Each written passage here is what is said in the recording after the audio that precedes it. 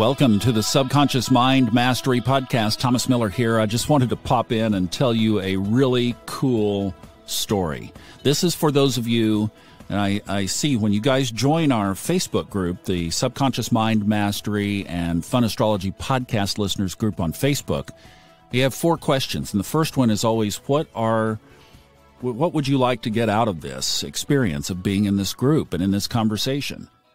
And I read those. I actually clip them and I save them in a notes program. And by far, the number one thing, I think, even above manifesting and law of attraction and bringing things into my life, is intuition, following intuition. And then the subsect of that is trusting that it's it, not me. So for all of you challenged with that, struggling with that, wanting to develop that, we've been talking about it a lot here, and I thought we were through, but this just came up, so I thought, wow, got to share this out. So I move a lot.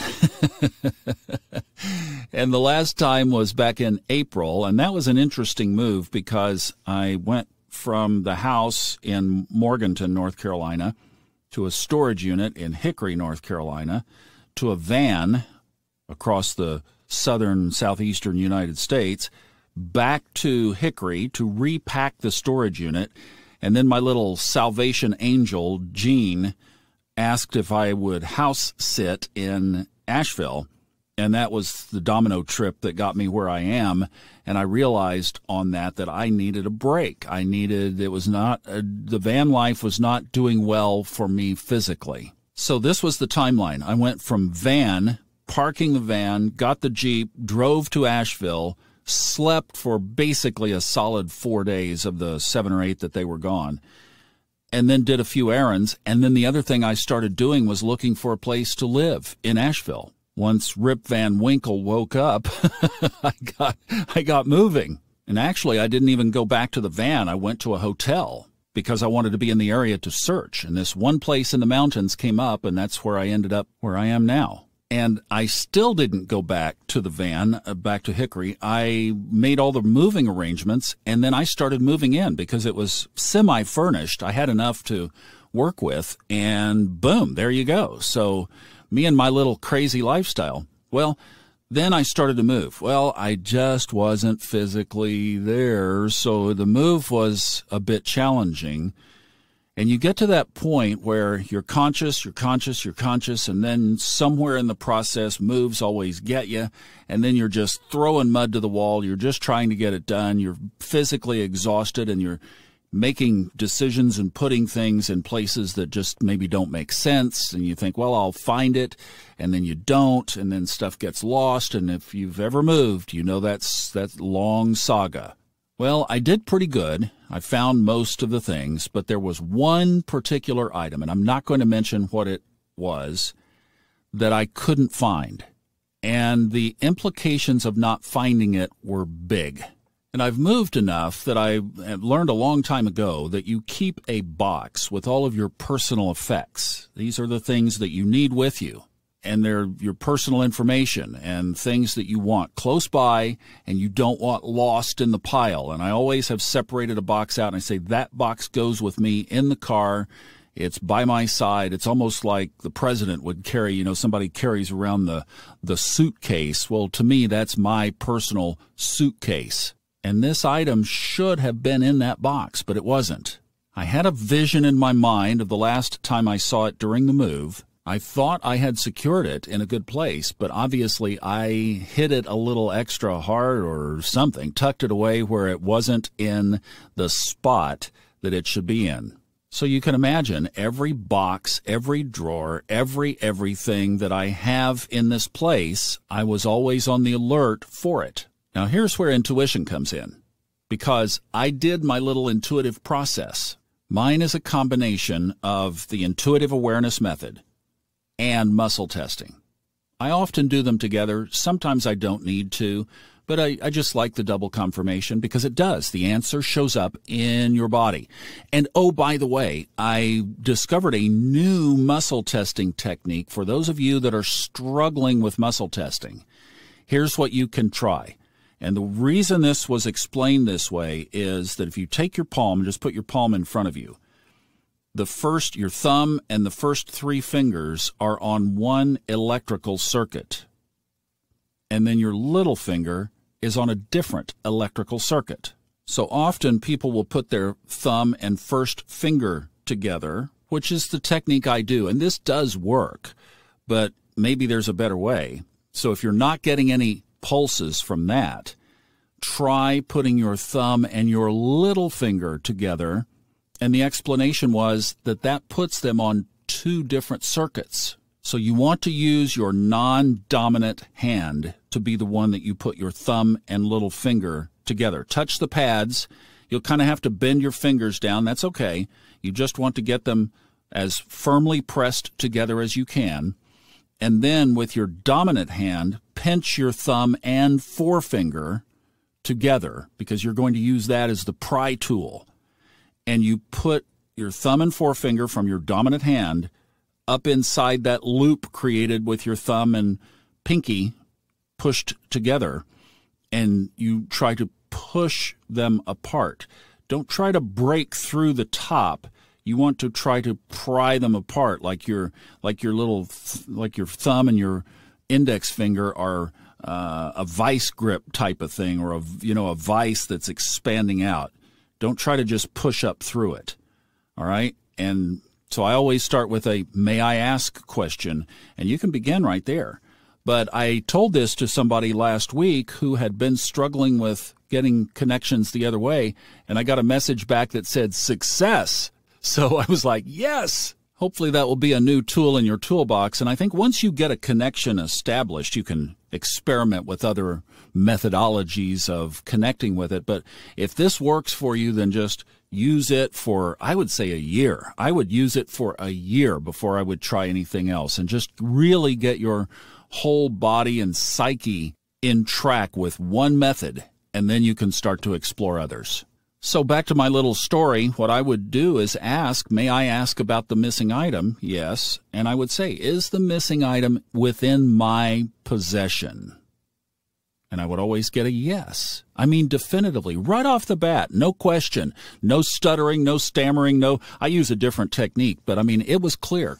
It was clear intuitively as I feel it, according to the intuitive awareness method. That's a book, an audio book that Fred wrote that is a wonderful little process. And then it would also show up in the muscle testing. Well, I said, will I eventually find it? Yes. All right. I know. You know where this story is going. I wouldn't be here.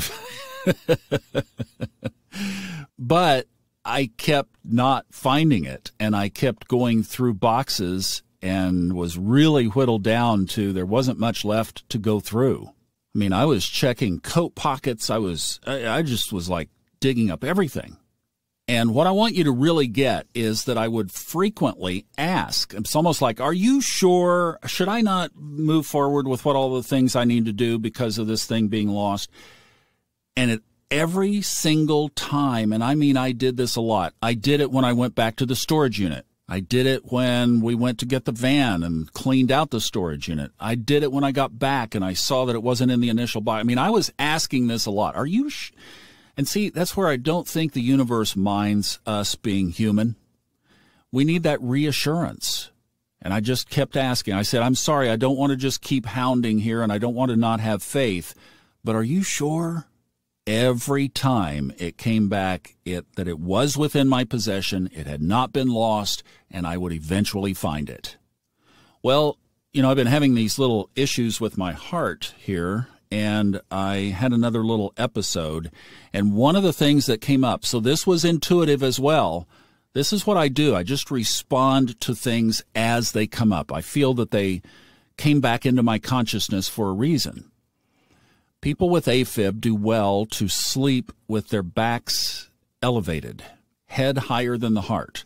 Well, I'd had it in my mind for over a year to get a bed frame that elevated. Well, now the opportunity came up because this place would accommodate that, where before in the van certainly did not. So I'd been sleeping on a wedge and then always would find my way off of the wedge before morning, and then I was getting these little episodes triggering. So the pulse came to go check out a bed frame that is a zero-gravity bed frame.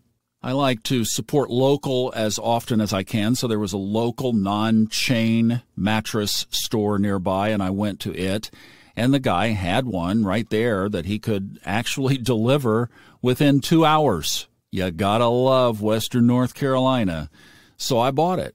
So I've got a place here that has 2 bedrooms, and the booth is in the smaller of the 2 bedrooms, and it also accommodates a queen-sized bed, and that's where I had been sleeping. And I thought, you know what, I'm just going to stay with this. I like the way it's set up. Queen is fine, and it's a decent mattress, so I only needed the frame. So I got the frame and just came back and started disassembling the bed and getting the space cleared and ready for the new frame to come in very soon. Well, I have a unusual piece of furniture in the bedroom. It's called my audio booth.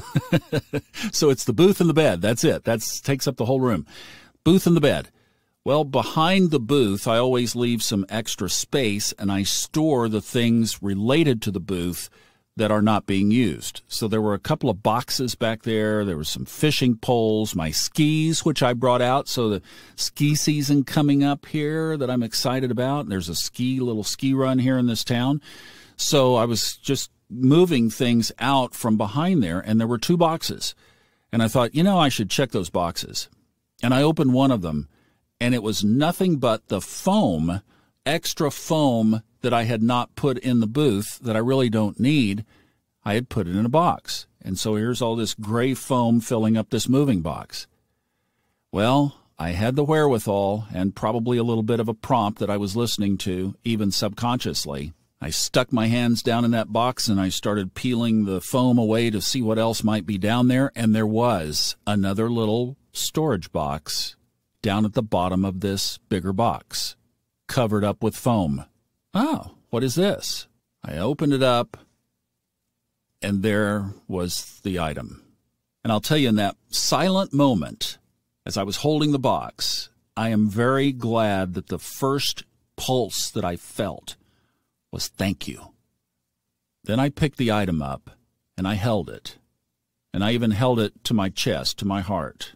And I said thank you again, and I looked at it, and I thought, that right there and that story is all the proof I'll ever need that I never have to not trust the voice ever again.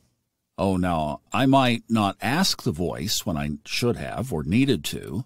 There always is room for ego to get in the way. That's part of the process. But figuring that I know what the voice is now. In this case, I had confirmed it multiple times. You'll find it. It's there. Don't worry. Don't do the stuff you need to do as though it's missing. It's just hidden from you at the moment. Well, the more you learn this and the more you exercise it, the more comfortable you get with it, the more you realize you are at a 90-something% threshold of success. And I mean in anything in human life. If you only miss 1 out of 10, you are doing great. So, I've always said that when we connect to this higher element of ourselves, it can see around the corner. And I use the little example of, email Fred Dodson about doing his audiobooks. That was perfect. The TWA Flight 800 story with the 2 couples, and the lady said, I'm not getting on that airplane. There are so many like this that now here is something that transpired over 4 months, I guess, May, June, July, August. 4 months that this thing kept telling me, no, it's there. Don't worry about it. And it knew. Well, in those critical areas of our life, key decision points, should I proceed in this relationship? Should I allow this relationship to end gracefully and namaste? Should I change houses? Should I change locations? Should I change jobs? What about this health issue? Should I enter into this business partnership, this venture with somebody else? And you can bring it down as granular and small as being at the grocery store and looking over there at some food item that you go, that would be great. And you put your hand on it, and then you do your little test, or you do your test if you're doing both hands, and you feel inside that's not the most healthy thing for me? Or you say, is this the highest and best nourishment for me now? Yes or no? And you get a no. You pass it by. I did that in the store the other day. And it was with a relatively healthy item. It was with some guacamole. But I just imagined that there was stuff that had been put in there that probably was some kind of chemical. So I can go home and slice some onions and some, scoop out some avocados and some tomatoes and stir it up and mash it up, and there you go. Then I know what's in it. Now, here's an overlay of this process, because I know I've been there. I've done this. This was part of my growth, is that often we feel so uncertain of ourselves that we want to ask about everything. Should I wear a dress or a pantsuit better? Should I drive down this road or that road? I mean, we can granularize this down to like such detail that we would drive our higher self crazy. But I will tell you that on the other end of this process is that those little minute details become automatically connected, and you just feel into them as you are staying present with your life, present with your environment. This is all the stuff Fred teaches. This is Fred Dodson's Books 101. When you get to that message, what he's trying to do is tone down the noise and turn up the internal volume. When you operate from that perspective, then you'll feel into most of those smaller decisions, quote unquote, that you don't have to ask. And then when you get to a bigger one where you need to see around the corner, what is the outcome of this? Then you can exercise the process, you get the answer, and then you go with it. So I hope that helps encourage you to stay true to the process and give you another technique if you need it for doing the muscle testing. Put all of that together, trust the process, and always enjoy the journey, because you're going to like the outcome. I'm Thomas Miller. Thanks for listening. We'll see you next time.